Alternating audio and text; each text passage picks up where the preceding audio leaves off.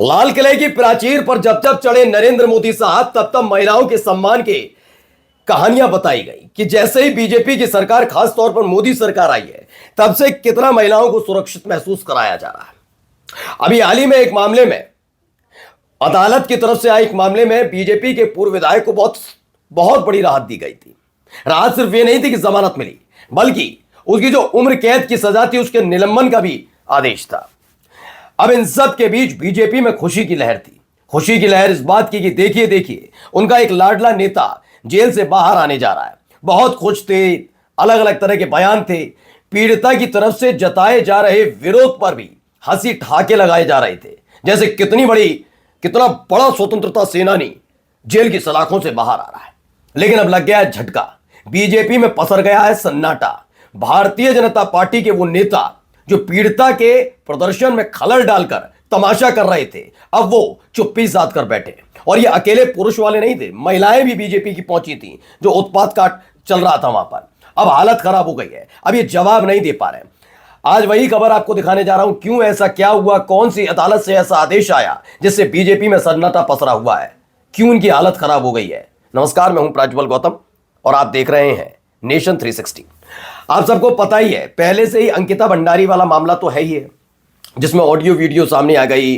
फिर उस audio video में एक और चीज निकलकर सामने आई कि देखो देखो ये भारतीय जनता पार्टी का है और खास तौर पर मोदी जी के एक लाडले नेताजी का नाम आया उसमें। वो लाडले नेताजी पहुंचते हैं, कहते हैं कि भाई इस ऑडियो वीडियो को हटाइए, मेरी सम्मान का मसला, ये मसला वो मसला। लेकिन अब उस पर जांच भी होनी चाहिए थी और कार्रवाई भी। खैर, मैं उस पर नहीं जा रहा हूं। एक तरफ उत्तराखंड में बीजेपी शासित राज्य में अंकिता भंडारी हत्याकांड को लेकर बहुत नाराजगी देखने को भी मिल रही है, और अब दूसरी तरफ एक और खेल हो गया है। खेल यह है कि कुलदीप सिंह सेंगर, जिसका नजरें बिछाकर और खुली बाहों से स्वागत करने के लिए बीजेपी के नेता तैयार खड़े थे, वो अब जेल की सलाखों से बाहर नहीं आ पाएगा। जी हां, हाईकोर्ट के, दिल्ली हाईकोर्ट के जिस आदेश के बाद बीजेपी में खुशी की लहर थी और पीड़िता की खिल्ली उड़ाई जा रही थी, उस मामले में कुलदीप सिंह सेंगर फंस गया। पहले खबर पढ़िए, खबर क्या है। दोषी कुलदीप सेंगर को सुप्रीम कोर्ट से बड़ा झटका लगा। जमानत और सजा के निलंबन को लेकर यह मामला सामने आया। मामला क्या है? मामला यह देखिए, इसमें बताया गया है कि जमानत और सजा के निलंबन पर रोक लगा दी गई है। यह खबर निकलकर सामने आई। आखिरकार हालत इतनी ज्यादा खराब हो गई है कि अब बीजेपी के वो नेता जो कल तक बता रहे थे कि वाह कितना जबरदस्त फैसला है, अब वो चुप्पी साध कर बैठ गए। वो समझ नहीं पा रहे कि इस पर क्या जवाब दिया जाए, क्योंकि वो तो एक्सपोज हो गए ना। इन तमाम चीजों के बीच वो लगातार एक्सपोज होते हुए नजर आए। इसमें आगे क्या लिखा है पहले मैं पढ़कर बता देता हूं। इसमें लिखा हुआ है सजा को लेकर, उन्नाव रेप केस में सुप्रीम कोर्ट ने दिल्ली हाईकोर्ट के फैसले पर रोक लगा दी। हाईकोर्ट ने सेंगर की आजीवन कारावास की सजा को निलंबित कर दिया था और सशर्त जमानत भी दी थी। यह सशर्त जमानत क्या थी पहले वो बता दूं। शर्त यह लगाई थी कि कुलदीप सिंह सेंगर 5 किलोमीटर के उस दायरे में नजर नहीं आएंगे पीड़िता के घर के आसपास। मैंने तब भी कहा था ये तो चलिए शर्त अपनी तरफ से हाईकोर्ट ने दी है, लेकिन चूंकि कुलदीप सिंह सेंगर के भी अपने खुद के समर्थक हैं, जिनकी चर्चा लगातार उन्नाव और उन्नाव के आसपास माखी में खासतौर पर होती है, तो ऐसे में कुलदीप सिंह सेंगर तो ना जाए, लेकिन अगर उसके समर्थक जाते हैं, कुछ उत्पात होता है तो फिर। और अब देखिए, इसी को लेकर मुख्य न्यायाधीश सूर्यकांत, जस्टिस जेके महेश्वरी और जस्टिस ऑगस्टिन जॉर्ज मसीह की वेकेशन बेंच ने याचिका पर सुनवाई की। हाईकोर्ट ने सेंगर की सजा निलंबित किए जाने के साथ उसे सशर्त जमानत भी दी।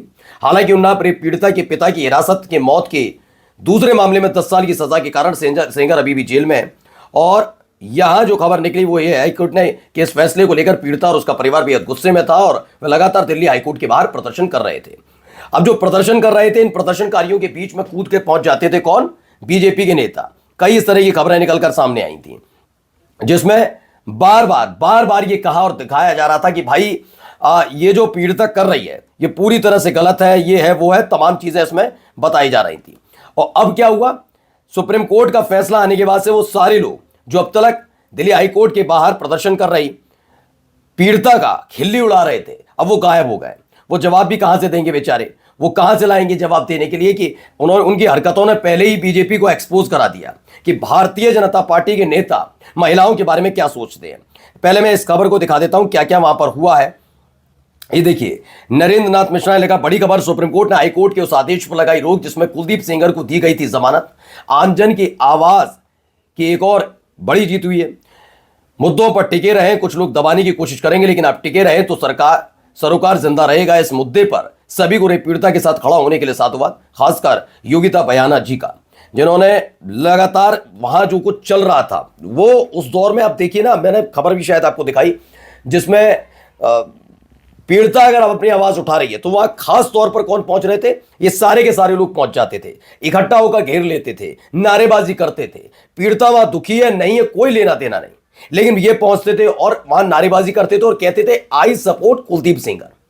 तो लड़ाई सिर्फ कुलदीप सिंह सेंगर के खिलाफ पीड़िता की यहीं तक नहीं थी कि सेंगर से लड़ना था, हाईकोर्ट से, अदालतों से न्याय मांगना था, इन लोगों से भी निपटना था जो दिन रात वैसे तो बड़ी बड़ी बातें करेंगे, जैसे इन्होंने कितने ख्यातियां प्राप्त कर रखी हैं महिलाओं के सम्मान के लिए, लेकिन खुद क्या हरकत करते हैं सबको पता थी। अब देखिए इसमें जो खबर निकल कर आई है, एक और देखिए ये क्या बयान दे रही हैं अलका लामा। तो उन्नाव गैंगरेप केस में सुप्रीम कोर्ट में आज सुनवाई हुई। दिल्ली हाईकोर्ट ने पूर्व बीजेपी विधायक कुलदीप सिंह सेंगर को बेल दी। इसके खिलाफ सीबीआई सुप्रीम कोर्ट गई।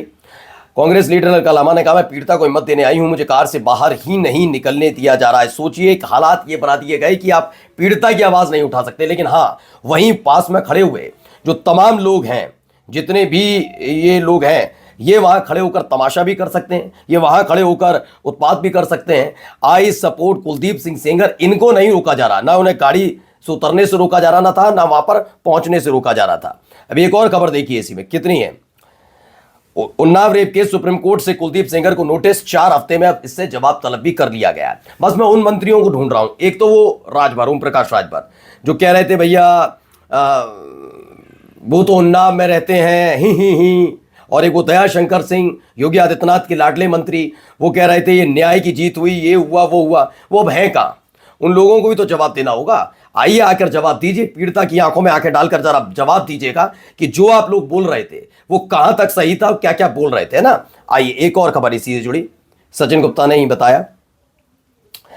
सीजेआई ने कहा, हाईकोर्ट का आदेश जिन जजों ने दिया वो देश के बेहतरीन जजों में गिने जाते हैं, लेकिन गलती किसी से भी हो सकती है।